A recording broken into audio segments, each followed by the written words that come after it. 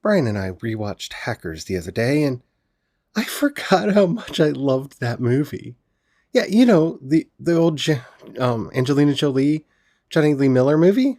Yeah, that one with serial killer and Crash Overdrive and Zero Cool, and yeah, that one. It's not really a good movie, but why do I love it so much? I think it's because it does something that a movie should do. And this is going to sound really simple and stupid, but it remembered that it's a movie. Let me unpack that on today's episode of Project Shadow. I have something to say.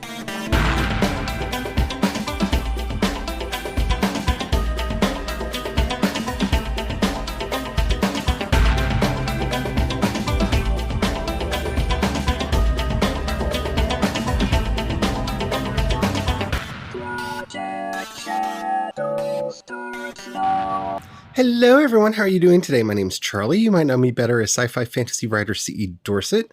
And we're going to be talking about Hackers today. So if you have not seen this movie, I spoilers. It's not new, and I figure everybody who's probably going to watch it has watched it. Basically, the plot is two groups of hackers, one good, one evil, the good one being populated by teenagers, face off in the midst of a global crisis caused by one of the other high hackers. And yeah, there's a ending. Oh man, one of the best things about this movie is how it does not understand its subject matter at all. And that's, I think, what for me makes it secretly brilliant. It's like, I don't know how many of you are familiar with or fans of magical realism, but magical realism is this idea of treating fantasy as ordinary. And there's a lot more to it than that, but that's the element I want to really focus on for the moment. So, the idea that there's a ghost in the house, or that there's an entire world in an oil slick in a pond on a busy city road. Those are just taken for granted. They're not treated as extraordinary or different. They're just part of the world. Magic is ordinary. And in so doing, you can really explore a lot of interesting topics by letting them manifest through this magic in the world. It's a very complex genre, and maybe at some point we will do an entire series on it in the future, but suffice it to say that I love it. I love magic realism. I think it's a beautiful, beautiful thing. And this is a terrible analogy, but in some ways, I almost feel like Hackers and other movies of its kind are science realism, in that they are purely fantasy movies, but they employ magic as an intermediary for science in a way to help get people to understand the science that they're talking about. It's a weird thing. There were a lot of these in the 90s where you're not quite sure if the people making the film just completely did not understand the topics that they were dealing with, or if they were trying to find a way through the visual medium of cinema to tell a story in a way that is compelling. Hackers, in so many ways, does this better than... I watch a lot of hacker movies. And in fact, I was watching Devs until I realized that it's dull and it's dark, and I don't need that right now. Maybe in the future I will finish that series, but right now, no. No. That is not what I need in my life right now. But, I even watched, what was that stupid movie that Chris Hemsworth did where he played a hacker in the... I pretty much, with the exception of Mr. Robot, that I have not found an easy way to watch. If you say the term hacker, I'm probably going to watch it at least a little bit to see if I am interested in it. This is a genre that I have a lot of fun with. What makes this particular movie, Hackers, work for me is, well, I understand network operations and I understand how hacking works and and the distinction between a hacker and a cracker and what's actually going on. And I don't care about all of that nomenclature. What makes this movie work, what makes it actually work, is that they found a way to visualize hacking in a way that is interesting to watch. If you haven't seen Hackers, or it's been a while and you don't remember, they decided for the hacking sequences, to visualize the insides of a computer like a city, where the circuit board is the city streets and the chips, I guess, or the memory unit, it is unclear, are the buildings.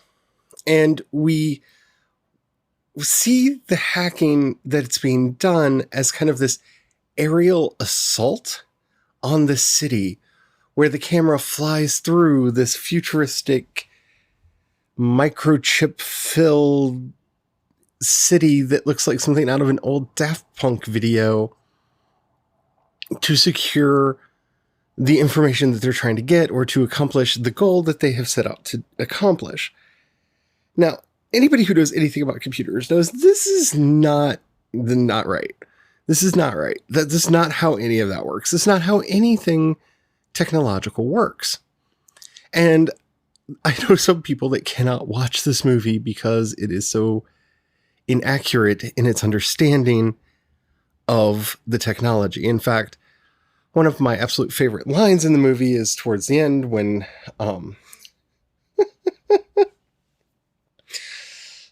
Crash Overdrive says, "You're closest," about somebody who is trying to... Okay.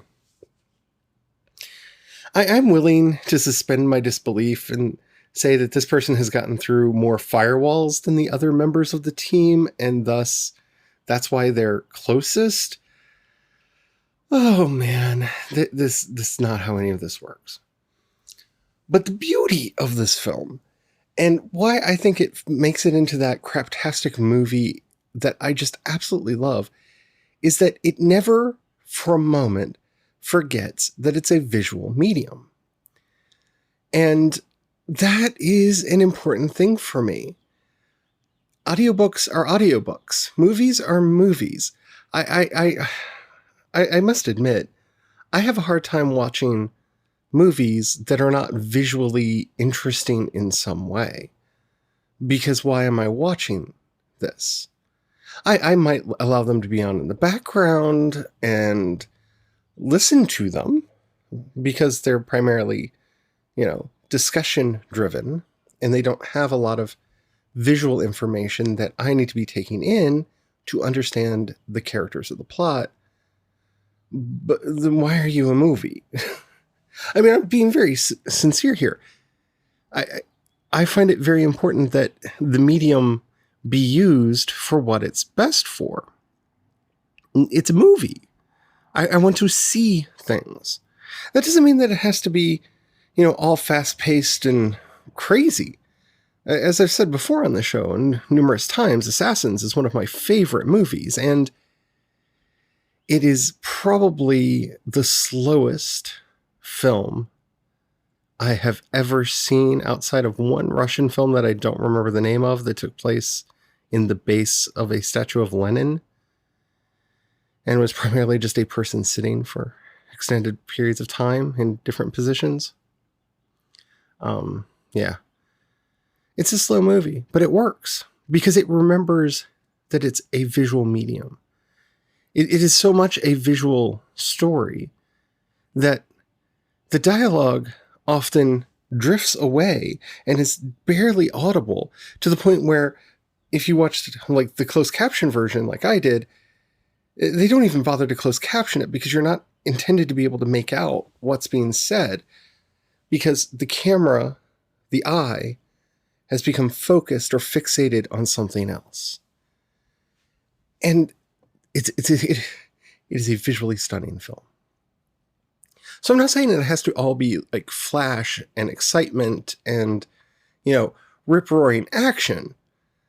I like a lot of those kinds of movies because, again, that's something that is good for a movie. It works well for a movie. But this film, this trashy little garbage fire of a movie, remembers that it is a film and bothers to do things that a lot of even big budget movies forget to do. It has an aesthetic. It has a look to it. It has a feel to it. If you were to take the characters out of this film and plop them into any other film, they really wouldn't feel right because it is a unitive experience. And I know I'm really talking up a trashy movie from, I think the 90s, but I'm going to keep doing that because I really did enjoy this film. I don't know how many times I've watched Hackers over the years. I don't know. I have owned it in several different mediums. From DVD, I think was the first time that I had it, that I bought it. I don't think I owned a VHS copy of it. I don't even know if it came out on VHS. I'm foggy about the transition era there. But I've owned it in various formats over the years, and it's a movie that I go back to every now and then because I have this vague memory in the back of my head that it's fun. And then I watch it, and I am reconfirmed in my original assessment that, yes, it is a fun movie, and I want to watch it because of its funness. And I enjoy it yet again, and then I go on blithely with my life as if the film had not occurred. And as a creative person, and I think more than anything, it's why I wanted to talk about it today, in some ways, the movie's purely disposable. You're not going to learn anything from this movie. It's not going to give you life lessons, except for one very important one, and that is a well-orchestrated attack by a group of hackers can accomplish amazing things and terrible things, especially when they're going after the FBI agent who's hunting them down. That's probably the funniest sequence in the entire movie, and maybe one of the more plausible sequences in the entire film.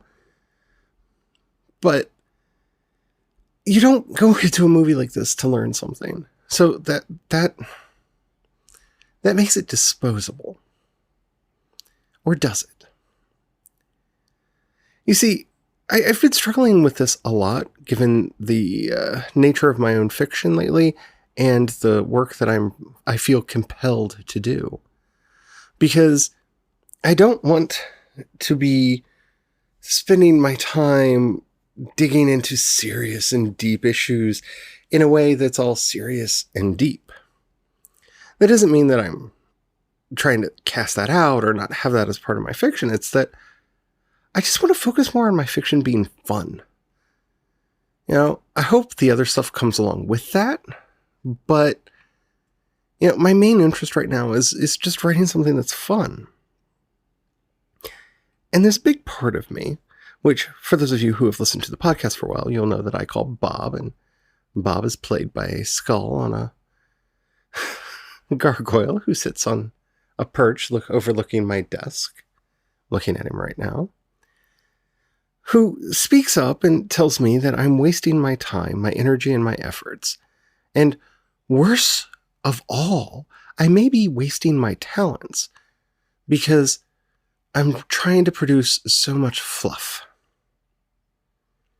And I don't know if that is a waste of energy, time, or talent.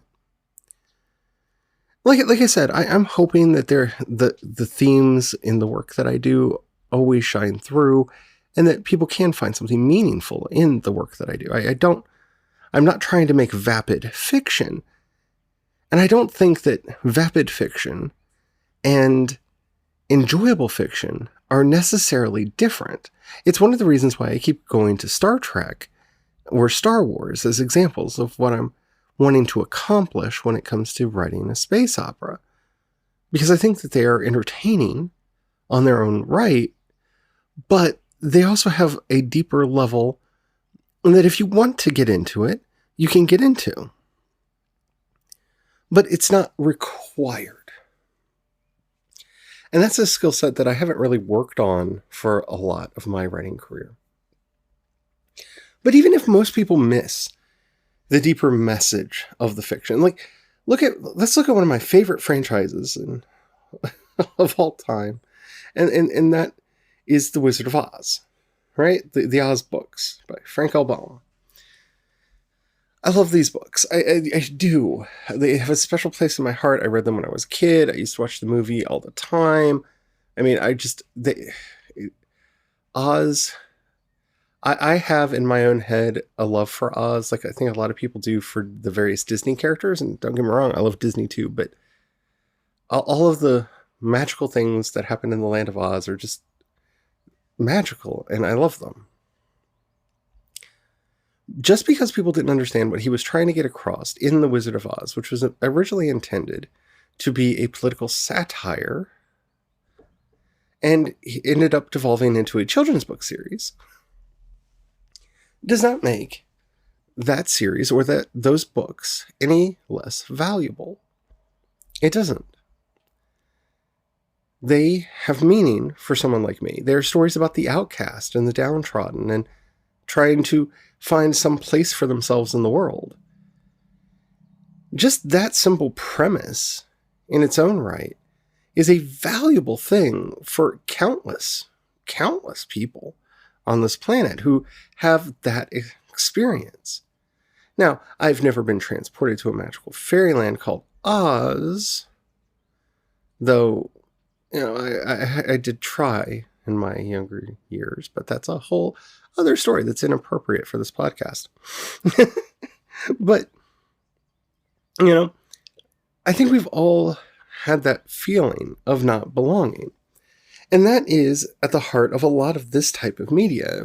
When we look at a movie like Hackers, the main conceit of the film is that people are looking for belonging. They're looking for a place where they fit in, and a place where they can follow their dreams and hopes and ambitions. And I guess the data should be free. I mean, they say it a lot, but it's not really the message of the movie. It's just kind of, you know, the mantra that they picked up to give purpose to the hackers more than anything else. Kinda. Yeah. It's a thin movie. It's a very thin movie. But that is not an insult. In fact, I think it's what makes it so charming. Many of the movies that I have a deep and abiding love for, while I affectionately call them trash, I think spoke to me at various points of my life and continue to speak to me now in ways that more sophisticated fiction couldn't have, because I just didn't have time for the nuance. The idea that all of these kids that didn't really fit together well, and for goodness sakes, there's a Rage Against the Machine concert in the middle of the movie, and I was a huge fan of Rage Against the Machine, still am, but more so back in the day. Yeah. It spoke to me and to a lot of my friends at the time.